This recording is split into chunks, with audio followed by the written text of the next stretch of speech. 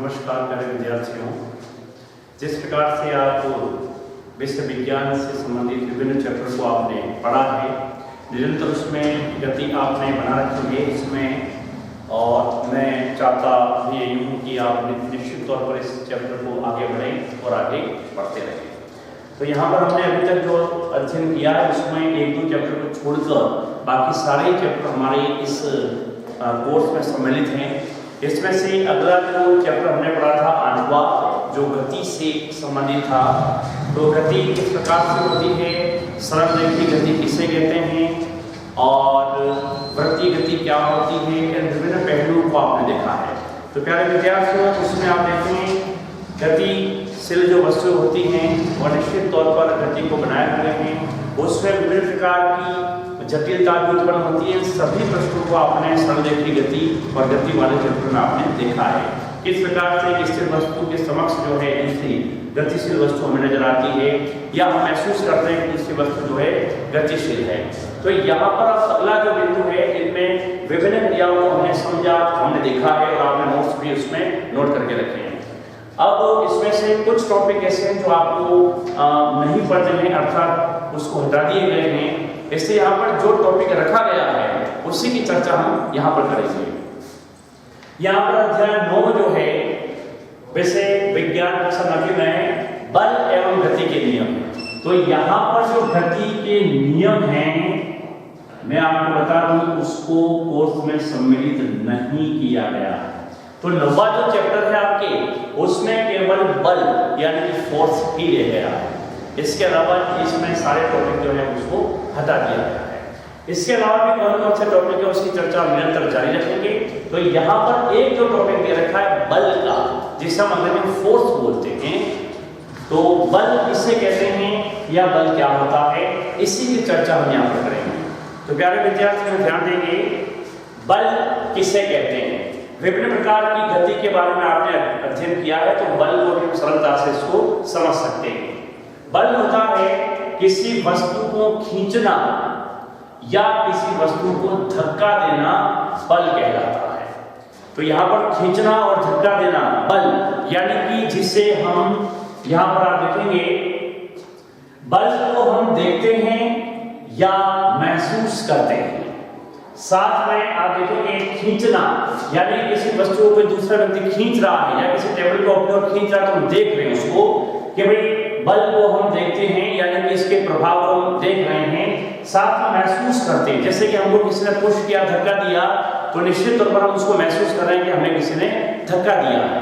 तो यहाँ पर बल से जो है खींचना या धक्का देना, जिसे हम महसूस करते हैं या जिसे हम देख पाते हैं। तो बल क्या होता है, सिंपल है खींचना और धक्का देना, सिंपल तौर पर हम इसको देख सकते हैं। साथ में क्या है, गति में क्या था, कोई दूसरी वस्तु गतिशील है, उसको किस रूप में हम देख रहे हैं, यहाँ पर हम स्वयं देखते हैं और महसूस करते हैं। साथ में बल जो है, बल से वस्तु की आकृति व आकार को बदला जा सकता है। जैसे कि हम स्प्रिंग ले लें, स्प्रिंग आप देखिए, उसको आप थोड़ा सा प्रेशर करने की अपनी ताकत बल लगाएं तो उसका आकार जो है बिल्कुल छोटा हो जाएगा। इसके बाद जैसे आप बल हटा लेते हैं, वो स्प्रिंग पुनः अपनी यथास्थिति में आ जाती है।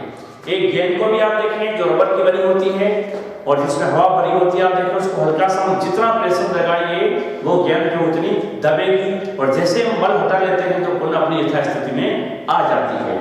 यानी कि हम बल जो है उसको देख पा रहे हैं, उसको समझ पा रहे हैं। तो बल क्या होता है, किसी वस्तु को खींचना या धक्का देना बल कहलाता है। बहुत इजी है। और इससे संबंधित जो बातें हैं जिसे आप निश्चित तौर पर आपकी बुक में और देखेंगे डिटेल रूप में, तो बल क्या होता है और बल का प्रभाव क्या है, और क्या बल की आकृति और आकार को बदला जा सकता है, ये ऐसी कुछ बातें हैं जो हम इसको देख सकेंगे। तो बल के बारे में सामान्य सी जानकारी, साथ में यहाँ पर प्रकार दे रखे हैं कि बल कितने प्रकार के होते हैं। यानी कि आपके बुक में यहाँ पर एक ही टॉपिक है इसका, जिसमें बल दो प्रकार के हैं, संतुलित बल, असंतुलित बल। अब इसके नाम से देखें, संतुलित का मतलब होता है दोनों तरफ बराबर, और असंतुलित का मतलब होता है एक तरफ ज्यादा एक तरफ कम। यानी कि संतुलित ऐसा बल जिसमें किसी वस्तु पर दोनों ओर से जब बराबर दाब लगता है या बराबर बल लगता है तो वस्तु यथास्थिति में रहेगी, जिसे हम संतुलित बल कहते हैं। जिसे आप याद नहीं पाने, माना कि ये कोई वस्तु है या कोई ऐसा कोई वस्तु रखी हुई है, एक डोरी हमने इधर बांध रखी है x जिसे कहते हैं, एक डोरी हमने इस ओर बांध रखी है जिसमें y नाम दिया गया है। जब वस्तु को x की तरफ से हम खींचेंगे तो वस्तु भी इधर खींची चली जाएगी, इसी प्रकार y की तरफ जब खींचेंगे तो y की तरफ चली जाएगी। यानी कि जब x की तरफ की डोरी हम खींचेंगे तो वस्तु जो है हमारी x की ओर चली जाएगी, और जब डोरी को हम y की तरफ खींचते हैं तो वस्तु y की ओर चली जाएगी। लेकिन जब दोनों तरफ का प्रेशर यानी कि x और y को जब एक साथ हम खींचते हैं या उसके ऊपर कोई प्रेशर करते हैं तो वस्तु अपनी यथास्थिति पर रहेगी। तो ऐसा बल जिसमें किसी पदार्थ पर या किसी वस्तु पर दोनों तरफ से बल बराबर लगता है तो वस्तु स्थिर हो जाती है, यानी कि वो हिलती डुलती नहीं है, या जिस स्थान पर यह वही रहती है, जिसे हम कहेंगे संतुलित बल। तो संतुलित बल में किसी वस्तु पर लगने वाला बल दोनों तरफ बराबर होना चाहिए। एक सिंपली तौर पर हम देखें, आपके घर पर एक अलमारी होगी बड़ी सी, जिसे आप धक्का दें, यदि अलमारी उस स्थान से नहीं सरक रही है तो पृथ्वी से अलमारी पर लग रहा बल और आपके द्वारा लगाया गया बल दोनों की ताकत बराबर हो रही है, जब भी जो है वो अलमारी वहां से नहीं सरक रही है।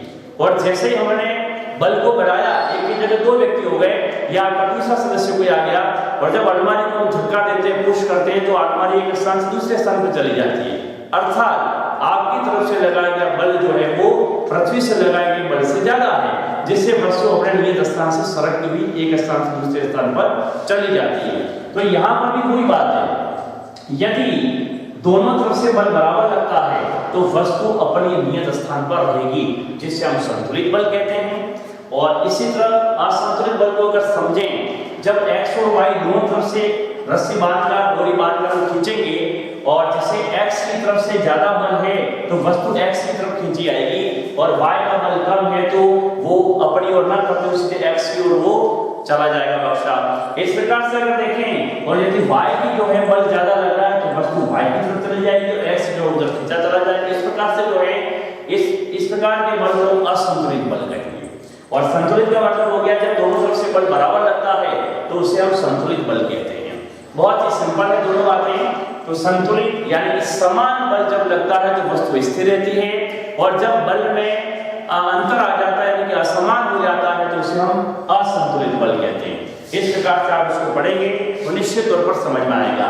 अब यहाँ पर क्या है, आपके अध्याय 9 में केवल एक ही बिंदु दे रखा है, बल किसे कहते हैं, इसके प्रभाव को समझ आइए, और बल के प्रभाव बल के प्रकार कितने हैं तो दो, संतुलित असंतुलित। इसको निम्न उदाहरण द्वारा आपको समझाया गया है। तो यही बात आपको नोट्स के रूप में उपलब्ध करवाई जाएगी, और जिसे यहाँ पर इस वीडियो के माध्यम से भी आप समझेंगे। और इसमें जो थ्योरी पूरा दे रखा है उस थ्योरी को पूरा आपको पढ़ना है। जितना डिटेल रूप आप इस बुक के अंदर से पढ़ेंगे उतना ही आपको ज्यादा समझ में आएगा, क्योंकि पूरा थ्योरिकल है। इसके अलावा इसके बाद का जो भाग है गति के नियम, उसको अभी कोर्स से बिल्कुल हटा दिया गया, जिसे हमको नहीं पढ़ना है।